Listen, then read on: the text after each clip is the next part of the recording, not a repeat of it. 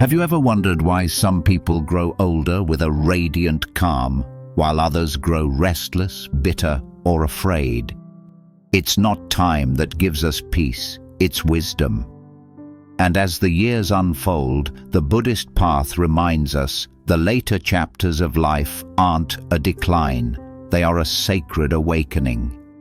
In this video, we'll explore how to find true inner peace in old age, guided by timeless Buddhist wisdom, teachings that have soothed countless hearts for over 2,500 years. You'll learn how to let go of regrets, ease fear of death, rediscover gratitude, and live each remaining day with deep presence and serenity. If you're new here, welcome to Mindfulness, a place where ancient wisdom meets modern life. Let's walk this journey together, slowly, gently, and with open hearts. Now, let's begin. 1. Accepting the nature of life. To find peace in old age, the first step is acceptance, the quiet acknowledgement of life's impermanence.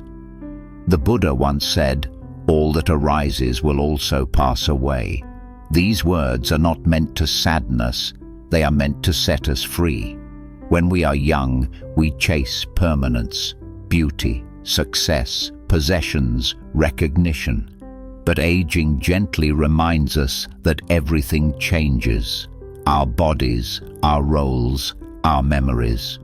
The pain begins when we resist that truth. The peace begins when we finally stop fighting it. Acceptance does not mean giving up. It means opening our hearts to the flow of existence, to the way things are, rather than how we wish them to be. When we accept aging, wrinkles become stories. Silence becomes sacred. Slowness becomes mindfulness in motion. In Buddhist thought, life is seen as a river. When we cling to the banks, we suffer. When we let go and flow, we find peace. So, take a deep breath. Feel your body as it is now. Feel the gentle pulse of life within you, still vibrant, still miraculous. You might have lost youth, but you've gained perspective. You might move slower, but your awareness can move deeper.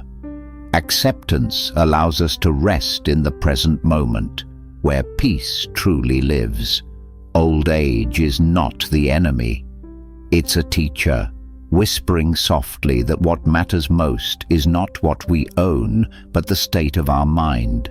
And when the mind learns to rest, even the simplest moments, a cup of tea, birdsong at dawn, or the warmth of sunlight on your skin, become profound reminders of the beauty of being alive.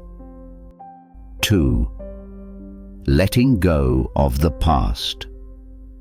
Many people carry the heavy baggage of the past into old age.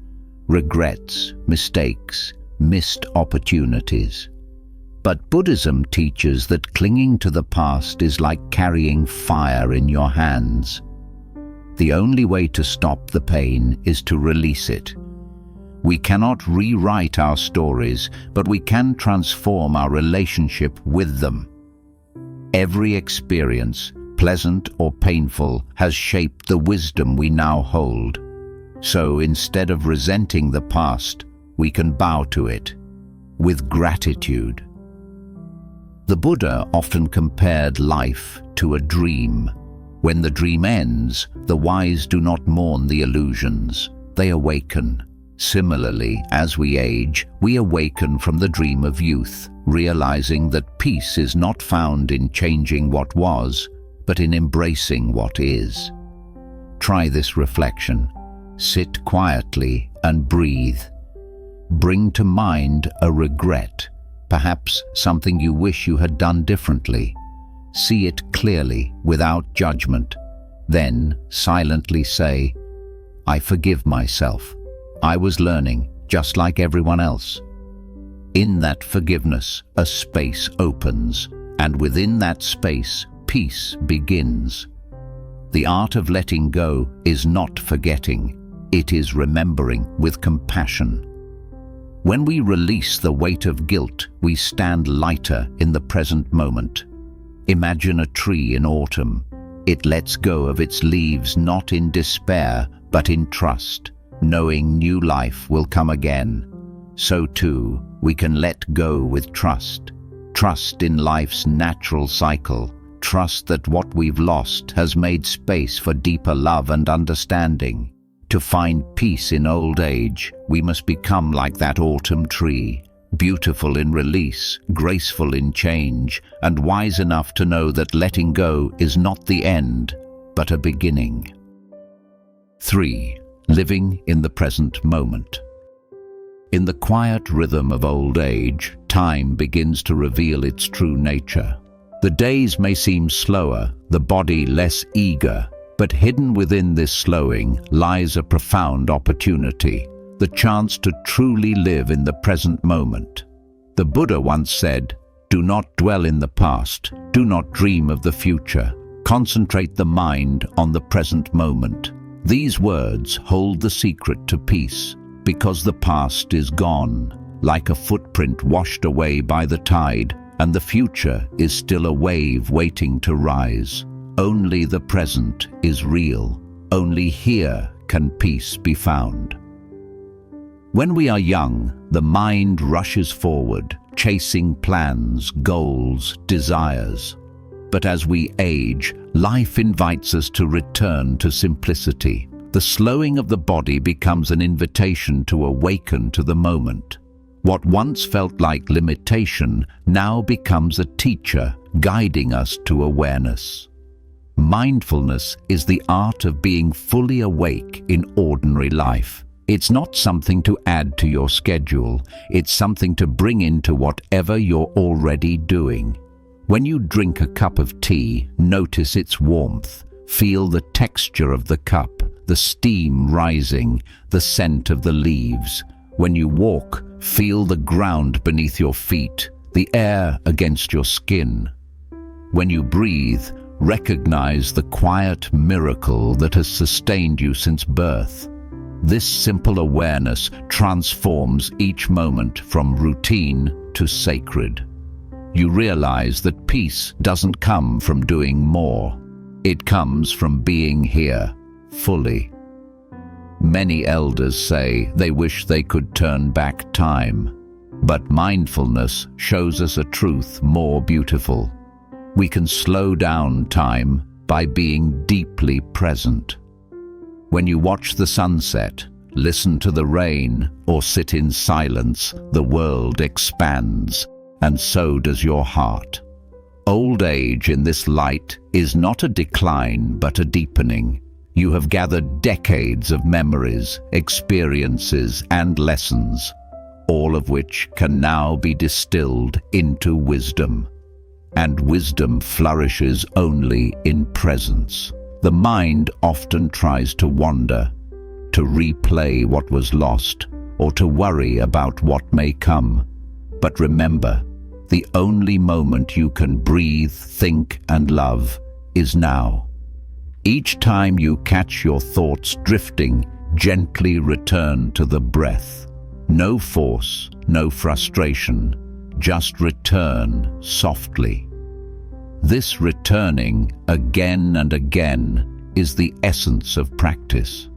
In Buddhism, there's a beautiful word, suchness. It means seeing things exactly as they are, without coloring them with fear, regret, or expectation. Aging, illness, the changing of the body, all are part of suchness. When we see them clearly, without resistance, they lose their power to disturb us. Try this reflection. The next time you wake up in the morning before getting out of bed, place your hand on your heart. Feel it beating. Whisper to yourself, "I am here. I am alive in this moment." That simple act grounds you in gratitude, And gratitude is the flower of mindfulness. Presence also teaches us compassion. When you're fully here, you listen more deeply. You see others as they are, not as you imagine them to be. You respond to life rather than react to it. The smallest things, the sound of birds, the smell of rain, the softness of an old blanket, begin to feel like blessings. And perhaps that is the greatest wisdom of age, learning that peace was never far away. It was simply waiting in the space between one breath and the next. So live slowly, walk gently, let each moment unfold like a prayer. For when you rest in the present moment, you discover that you've never truly lost anything, because this moment is eternity itself. 4. Facing mortality with wisdom. There comes a moment in every life when we begin to truly face our own impermanence. In youth, death feels like a distant horizon, but as the years pass, it begins to draw closer, not as an intruder, but as a quiet reminder. All things change. In Buddhism, this truth is not feared. It is embraced as one of life's greatest teachers. The Buddha taught that everything that has a beginning has an end. This teaching is not meant to cause sorrow, but to open the heart. Because when we truly understand impermanence, we begin to appreciate the preciousness of each moment. Fear of death arises not from death itself, but from misunderstanding. We imagine it as a dark void, an ending. But through Buddhist wisdom, we come to see it differently. Death is not the opposite of life. It is part of life. It is a transformation, a continuation, a return. Think of a candle lighting another candle. The first flame doesn't die. It passes on its light. Life, too, continues in forms we may not yet understand. To face mortality with peace, we must first face it with awareness. The Buddha often encouraged the contemplation of death, not to frighten us, but to help us live more deeply. When you reflect on the fragility of life, trivial worries lose their power. Petty arguments, pride and resentment begin to fall away. You start to see what truly matters: kindness, compassion, love and presence. There is a story in the Buddhist tradition about a woman named Kisa Gotami, whose child had died. Grief consumed her. She went to the Buddha, begging for medicine to bring her child back. The Buddha told her, "Bring me a mustard seed from a house that has not known death." She searched every home in the village, but in every house someone had died: a parent, a child, a friend.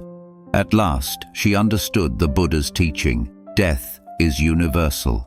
None of us are alone in it. Realizing this brings compassion, both for ourselves and others. Every wrinkle, every gray hair, every goodbye becomes part of the great rhythm of existence. When we see this clearly, fear begins to fade. Meditation on death, called Maranasati in Pali, can help us dissolve attachment and awaken gratitude. Sit quietly and breathe. As you inhale, think, "This breath is a gift." As you exhale, think, "This breath may be my last." Do not feel fear. Feel appreciation. Feel the tenderness of being alive, even for one more breath. The truth is, we die many small deaths every day when we let go of old identities, habits, or attachments. Each letting go prepares us for the final release. Death is not a punishment. It is the ultimate act of surrender. When we stop clinging, we stop suffering. The self that fears death, the ego, is only a passing illusion. like a cloud drifting through the sky. The awareness behind it, the clear open sky itself, does not die. That awareness is who we truly are. To live with this understanding is to live fearlessly, and when the final moment arrives, we can meet it not with resistance, but with gratitude, like a traveler returning home after a long journey. As the Buddha said, "Of all footprints, that of the elephant is supreme. Of all contemplations, that on death is supreme. For when we truly accept mortality, we awaken to the miracle of every breath. Life becomes vivid, sacred, and full of quiet joy. The wise do not fear the end. They bow to it, knowing that what is real in them was never born and can never die. And in that understanding, there is only peace." 5. Compassion, connection, and solitude. In the later years of life, many people experience solitude, sometimes by choice, sometimes by circumstance. But solitude doesn't have to mean loneliness. In Buddhism, solitude is a fertile ground where compassion blossoms. The Buddha himself often retreated into silence and solitude, not to escape the world, but to see it more clearly. When we are alone, we can finally listen to our thoughts, to our breath, and to the quiet pulse of life around us. Old age is a time when external roles, parent, worker, leader, fall away. What remains is the pure essence of being, and from that essence arises compassion, the understanding that all beings share the same joys and sorrows, the same wish to be free from suffering. When you see others, young or old, through the eyes of compassion, every interaction becomes peaceful. If a neighbor is unkind, you see their pain, not just their behavior. If your body aches, you treat it with tenderness, not resentment. Compassion also heals the heart's loneliness. When you send love outward through kind thoughts, gentle speech, or simple acts of service, you begin to feel connected to everything. Try this simple practice. Sit quietly and imagine breathing in the pain of others and breathing out peace and love. This is called Tonglen in Tibetan Buddhism, a profound way to transform suffering into connection. At the same time, solitude should not be feared. In stillness, the noise of the world fades and we can hear the whisper of the soul. You might notice memories arising, emotions surfacing. Let them. Watch them like clouds drifting through the sky. This quiet observation leads to contentment, the kind that does not depend on company, wealth, or circumstance. In Buddhist monasteries, elders are often revered as living examples of serenity. Their faces may be lined, but their eyes shine with kindness. Why? Because they have discovered that peace is not found in youth or possessions, but in a compassionate heart and a quiet mind. If you feel isolated, remember, solitude can become sacred space, a temple within your own heart. In that temple, you are never truly alone, for awareness is always with you. So whether you are surrounded by loved ones or sitting quietly in your room, let compassion and solitude dance together. Let your heart remain open, like a lotus that blooms even in muddy waters. For the elder who walks with compassion never truly walks alone. 6. The ultimate freedom, awakening and peace. In the final stage of life, after acceptance, mindfulness, letting go, and compassion, comes awakening. It's not something reserved for monks or sages. It's the natural flowering of a life lived with awareness. Awakening is seeing clearly that all of life, birth, aging, joy, sorrow, gain, and loss, are waves on the surface of the vast ocean of being. Beneath those waves, there is stillness.